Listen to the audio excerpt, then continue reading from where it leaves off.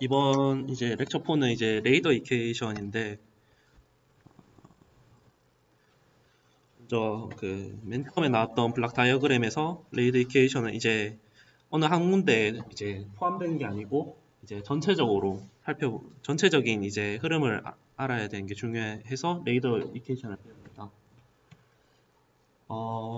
먼저 레이더 하면 이제 딱 생각나는 게 레이더 용도가 일단 중요하죠. 먼저 디텍션, 이제 내가 어느 방향을 보고 있을 때 그 방향으로 타겟이 있는지 없는지, 그리고 그 타겟이 뭐 관측 가능한지 또 알아야 되고, 이제 추적하는 것도 있겠죠. 예를 들어 적군 항공기가 왔을 때 걔가 어느 방향으로 이동하고 있는지 추적도 할 줄 알아야 되고, 그리고 무엇인가, 내가 항공기인지 새인지 뭐 알아야 되잖아요. 새가 있는데 항공기로 오인하면 안 되니까 그냥 이런 것들이 이제 레이더의 펑션이고, 이제 레이더 이케이션이 왜 필요한가에 대한 건데, 먼저 레이더 이케이션 같은 경우에는 저희 이제 아까도 말했지만 저희 레이더의 가장 베이직한 부분, 얘가 레이더 예를 들어 내가 파워를 어느 정도 쓰면 어느 정도 거리까지 볼 수 있겠다, 이런 거에 대한 약간 관찰을 할 수 있는 능력이 생기기 때문에 이케이션을 일단 알아야 됩니다. 그래서 맨 처음에 여기 보면 그 구 가운데 이제 어떤 포인트가 있어요. 이 포인트에서 에너지를 방출할 때 이 방출되는 그 점으로부터 R만큼 거리가 떨어져 있을 때 이 점 R에서 받는 파워는 원래 있던 피크 파워에서 4파이 R 제곱으로 나눈 값만큼 받게 되겠죠. 왜냐하면 이제 구의 건널비가 4파이 R 제곱이니까. 이렇게 되고, 여기서 근데 레이더가 이제 옴니 디렉션하게 뿌리는 게 아니고, 만약 어떤 내가 특정한 방향으로 보내고 싶다, 디렉셔널한 안테나를 사용할 경우 그 트랜스밋 게인을 얻을 수 있어요. 그래서 트랜스밋 게인을 여기다 곱해줍니다. 요거는 이제 트랜스밋 게인은 4파이 A 나누기 파장의 제곱으로 나타낼 수 있는데, 이거는 안테나 파트 가면 이제 정확하게 설명할 거고, 지금은 여기에서는 이렇게 된다는 것만 알면 될 거예요. 그러면 이제 R만큼 떨어져 있을 때 파워가 어느 정도인지 알았죠. 이제 디렉셔널 안테나를 사용했을 때 파워가 R만큼 떨어진 곳에서 파워가 얼마 정도인지는 알았으니까, 이제 R만큼 떨어진 곳에서 타겟에서 맞고 다시 돌아오는 리플렉티드 에너지를 생각해 볼 수 있겠죠. 이때 이제 타겟에서 맞았을 때 이제 레이더 크로스 섹션이라는 개념이 등장하게 되는데, 이제 레이더 크로스 섹션이라는 건 이제 정의는 맞았을 때, 이 타겟에서 맞았을 때 얘가 얼마만큼 에너지를 돌려주냐의 비율 같은 거예요. 그래서 여기서는 아마 이펙티브 에어리아라는 말도 사용하는데, 결국엔 다 똑같은 말이고, 결국에는 내가 어떤 에너지가 타겟에서 맞았을 때 얼마만큼 리플렉티드 되느냐를 나타내는 개념이에요. 이거는 이제 7단원에서 좀 더 자세하게 배울 거예요. 하여튼 이렇게 곱해주고, 그리고 다시 이제 안테나로 돌아와야겠죠, 타겟에서. 그럼 또 4파이 R 제곱만큼 이제 어테뉴에이션이 일어나게 되고, 그리고 이제 최종적으로 안테나로 다시 돌아올 때 안테나의 이제 리시빙 안테나의 이펙티브 에어리아만큼 다시 이제 곱하면 이제 이게 최종적으로 받게 되는 이제 리플렉티드 파워예요. 그리고 또 하나 고려해야 될 게 있는데, 노이즈를 고려해야겠죠. 이제 노이즈 종류의 레이더 같은 경우에는 노이즈가 이제 솔라 노이즈, 이제 태양에서 나오는 이제 전자기 영향으로 인한 게 있고, 이제 우주에서 오는 것도 있고, 공기 중 뭐 번개 치는 것도 있고, 뭐 산소 그런 것도 있겠죠. 그리고 이제 다른 사람들이 만든 다른 레이더 스테이션이나 레이더 같은 거로 인한 인터피어런스 있을 거고, 또 그라운드 노이즈도 있겠죠. 이런 것들이 다 노이즈에 포함되는데, 전 보통 이렇게 볼츠만 상수 곱하기 노이즈 밴드위스 그리고 온도, 이제 시스템 노이즈 템퍼러처라고 하는데, 저렇게 3개 곱해서 많이 나타내는 편입니다.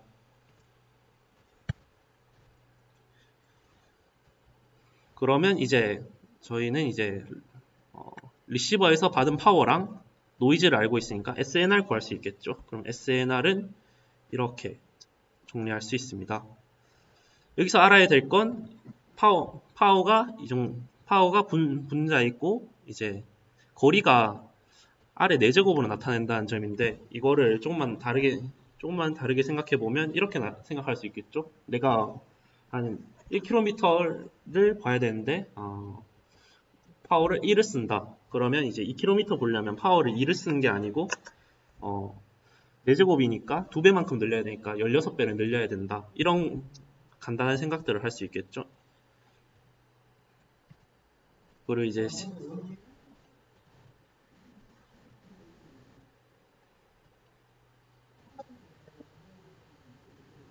네, 네. 예를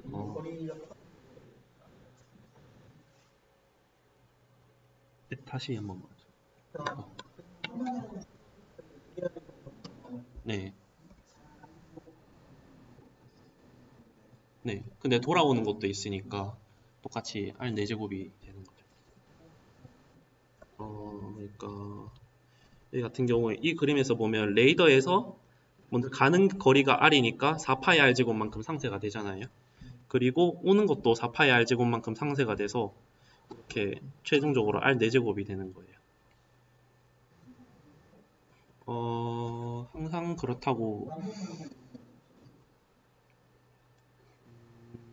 이거는 뭐 달라질 수 있겠죠. 뭐 다른 곳에서 이제 반사돼서 들어오는 거 있을 수도 있고, 근데 이거는 이제 아이디어한 케이스로 쭉 퍼져 나갈 때 이게 타겟을 맞고 완벽하게 반사돼서 들어온 것만 고려했을 때 이렇게 되는 걸로 여기서는 설명하고 있어요.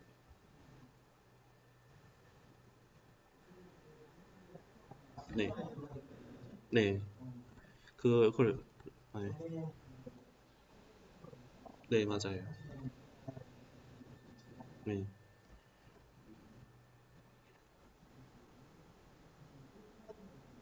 네, 네. 그래서 이렇게 나타낼 수 있고, 이제 시스템 노이즈 템퍼러처를 좀 자세히 보면 이제 여러 가지가 있어요.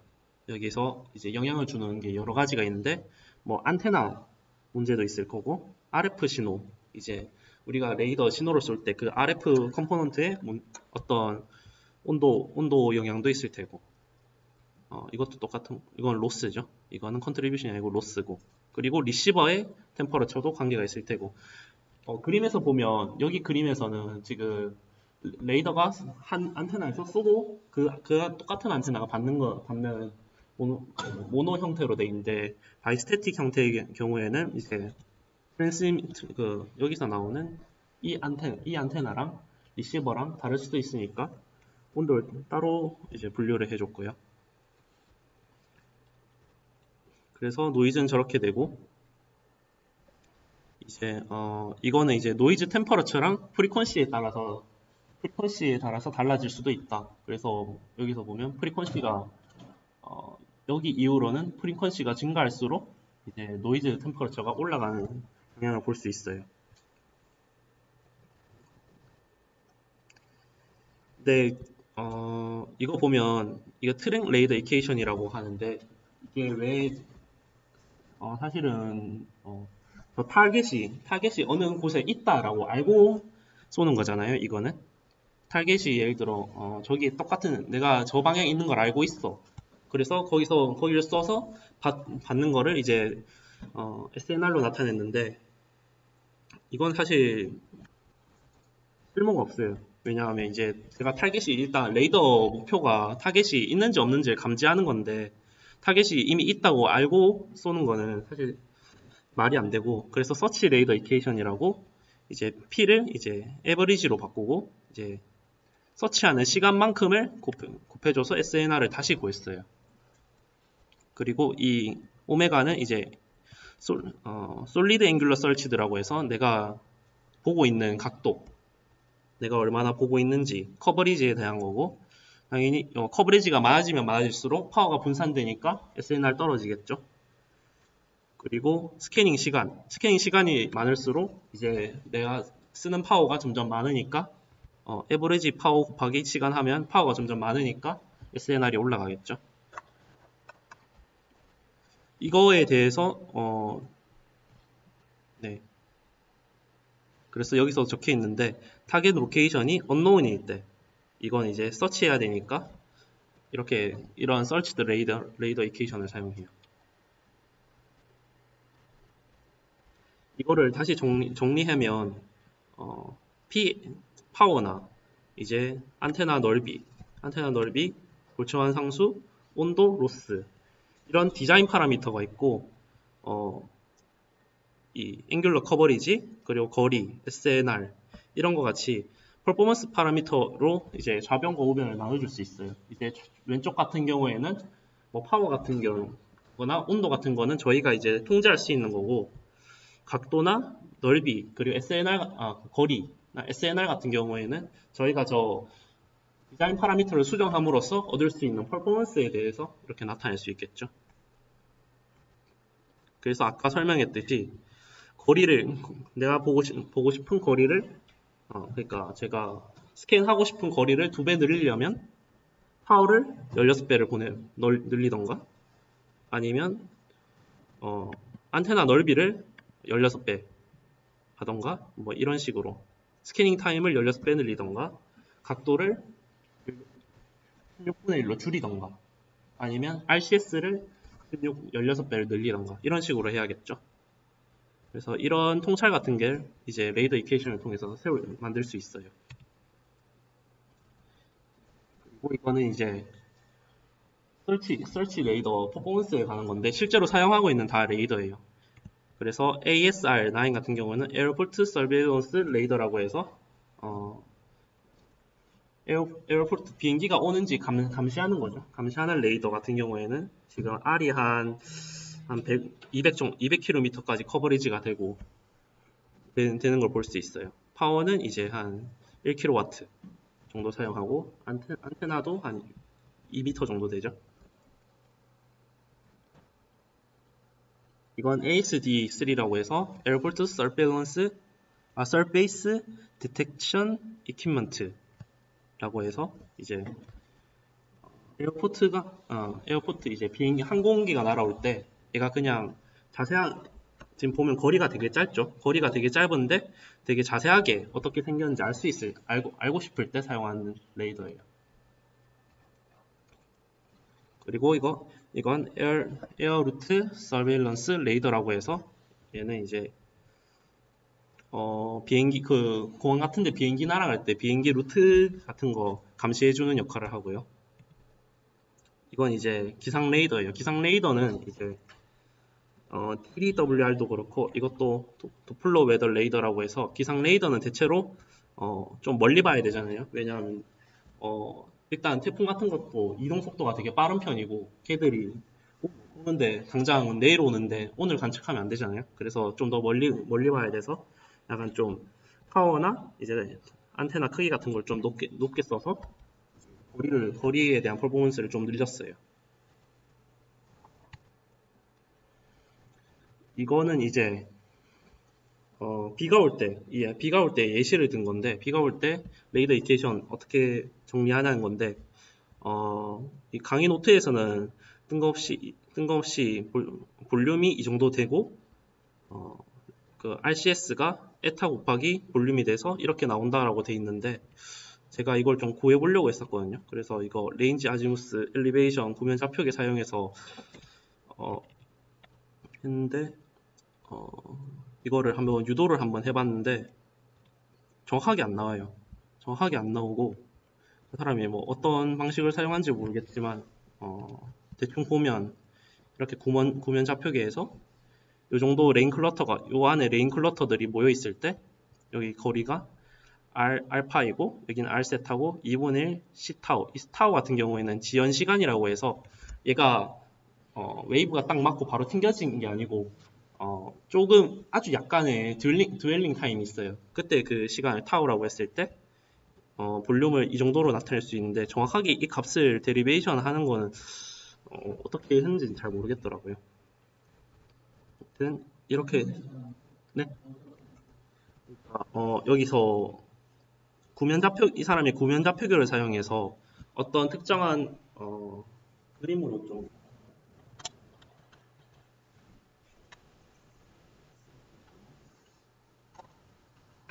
구면 좌표계를 했을 때 이 정도 조각에 대한 아주 네, 그림도 없어요. 그냥 이렇게 해놓고 여기에 대한 부피를 구하라고 부피를 구했을 때 이렇게 네 이렇게 나타냈는데 이걸 뭐 3중 적분을 하고 뭘 해도 안 나오더라고요. 특히 이 LN2라는 텀이 절대 안 나와서 뭔가 그 뉴턴 메소드나 막 그런 약간 좀 근사를 사용한 것 같아요. 네, 근사 방법이 안 적혀 있어가지고 근데 뭐 강의에서도 얘기를 안 해주고 그냥 이거다 하고 얘기를 해서 근데 여튼 네,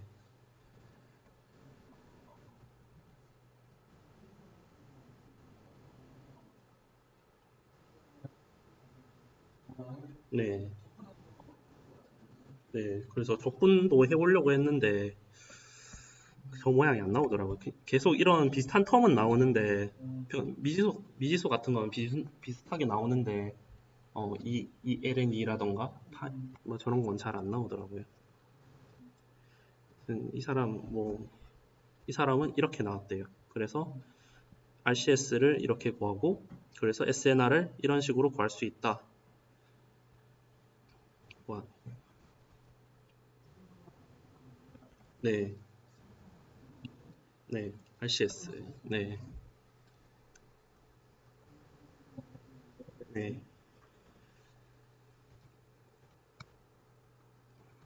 이제 이제 로스에 대해서 알아볼 건데 로스에 기여하는 컴포넌트는 되게 많아요. 뭐 레이돔, 서큘레이터 뭐 이런 장비적인 문제도 있을 테고 뭐 앰모스피어 이런 대기중 로스 같은 것도 있고 컨타이제이션 같은 이제 시그널 프로세싱 관련돼서 이제 로스가 일어날 수도 있는데 저희는 지금 노란색 된 것만 살펴볼 건데 빔 쉐이프 로스는 뭐냐 하면 빔 쉐이프가 아까 말했듯이 우리가 설명했던 것처럼 빨필드 경우에는 플레인 웨이브여서 딱 가지만 사실 리얼 필드에서는 이렇게 평면파가 아니고 구면파가 나온단 말이에요. 그렇기 때문에 여기마다 이 점과 이 포인트마다 조금씩 파워가 다 달라요.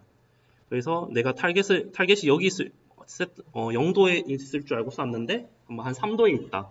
그러면 관측되기는 해도 이제 그만큼 파워가 좀 떨어지는 상황이 있기 때문에 이때 쉐이프 로스가 발생할 수 있어요. 이걸 빔 쉐이프 로스라고 하고 스캐닝 안테나 로스라고 하면 이제 아까 페이즈 어레이 안테나 같은 거 사용했을 때 이것도 빔 쉐이프 로스랑 비슷한데 내가 원하는 각도에 쐈는데 그 각도에 없을 때 발생하는 로스고 인풋 시스템 노이즈 템퍼러처 같은 경우에는 이제 노이즈의 이제 온도 때문에 발생하는 거 리시버나 이제 트랜스미터의 온도 때문에 발생하는 것들이에요.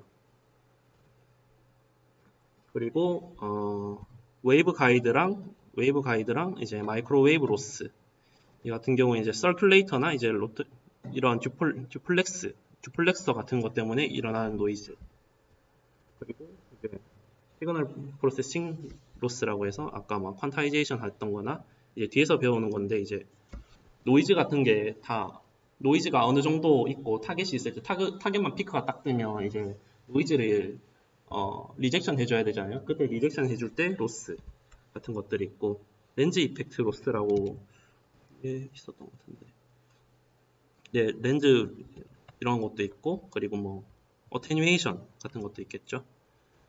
어테뉴에이션은 이제 프리퀀시가 커질수록 이제 어테뉴에이션이 커지는 특징이 있는데 이거는 뒤에 5단원에서 자세하게 알아볼 거예요. 렌즈 로스 같은 경우에는 이제 그냥 멀어질수록 그 리프렉션에 의해서 이제 로스가 생기는 거고 이거는 크면 이제 한 3dB까지 나올 수 있습니다. 잠깐 설명을 하면 이제 어테뉴에이션과 프리퀀시에 어떤 관계가 있냐 하면 프리퀀시가 높아질수록 이제 그 탄소랑 이제 그 수증기에 반응을 같이 한다고 하더라고요. 그래서 반응을 같이 하는데 이제 이 정도 되면 이제 수증기 여기에서는 산소와 반응해서 얘들을 산소 원자나 산소 분자나 이제 수증기랑 부딪히면서 어테뉴에이션이 되게 크게 나타내고 이거는 크게는 100dB까지 올라갈 수 있기 때문에 사람들이 요 위에는 이제 한 90GHz 정도 되죠. 90GHz 정도 되는 주파수는 지금 사용을 못하고 있다는 거. 어테뉴에이션 때문에. 어테뉴에이션이 100dB 정도 되면 거의 못 쓴다고 보면 되잖아요. 그렇고 이제 밴드위스 컬렉션 팩터, 뭐 인테그린 팩터, 플럭추에이션 팩터, 마진 로스 막 이런 것들이 여러 가지가 있어요. 이제 이그젬플을 좀 살펴볼 건데 두 가지가 있어요. 에어포트 서베일런스 레이더랑 레인지 인스트루먼테이션 레이더가 있어요. 이거는 간단하게 SNR 구하는 문제거든요. 뭐 레인지가 60 노티컬 마일이고 여기서는 이제 에어크래프트의 크로스 섹션이 RCS가 주어져 있죠. 그리고 뭐 피크 파워 뭐 이런 이제 필요한 파라미터들이 다 주어져 있을 때 SNR 구하는 건데 뭐 아마 이거 다 PDF 있으니까 이거 한번 해보는 게 좋을 거예요. 그래서 계산하면 이렇게 나온다. 1.3 펄스인데 21개의 펄스가 이게 발사되니까 최종적으로 이제 14.5dB가 나온다. SNR.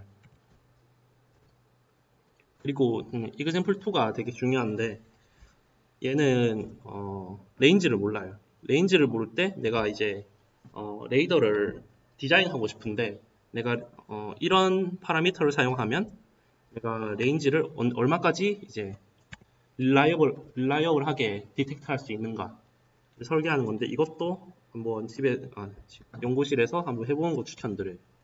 이거 쉽거든요. 이렇게 하면 다 파라미터 넣으면 되니까 레인지가 최종적으로 519km가 나옵니다.